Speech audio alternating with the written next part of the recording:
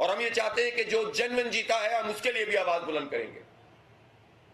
اگر ہمارے آزاد امیدوار بھی احتجاج میں ہمارے ساتھ شریک ہوتے ہیں تو بالکل آئیں, ہم مل کر آواز بلند کریں گے. اور ہم یہ فیصلہ ہم نے کیا ہے کہ ہم اس پر دھرنے دیں گے, احتجاج کریں گے. ہم اپنے مینڈیٹ کی توہین نہیں کریں گے. قلعہ بنا لیا ہے آر اوز کے دفتر کے ساتھ, کسی کو اندر جانے کی اجازت نہیں ہے, جو چاہو نمبر تبدیل کر دو. کون سی جمہوریت ہے یہ؟ فارم 45 لے کر ہم موجود ہیں, لیکن ان فارم 45 کو کوئی ماننے کے لیے تیار نہیں ہے.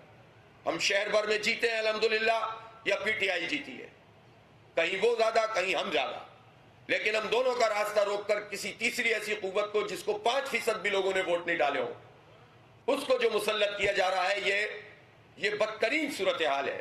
یہ الیکشن کمیشن تماشا بنا ہوا ہے, پوری دنیا کے سامنے مذاق بنا ہوا ہے, اور اس کی کوئی کریڈیبلٹی موجود نہیں ہے. جو فارم 45 ہے وہ بھی الیکشن کمیشن کا دیا ہوا ہے, اس کی کوئی حیثیت نہیں ہے. جو پریزائڈنگ افسر نے اپنا انگوٹھا لگایا ہوا ہے, پولنگ ایجنٹس کے سائن اس پر موجود ہیں, نمبرز اس پہ موجود ہیں, اور وہ بھی کتنی مشکل سے ہم نے حاصل کیا ہے. لہٰذا میں بہت واضح کرنا چاہتا ہوں کہ مینڈیٹ کی توہین قبول نہیں ہے.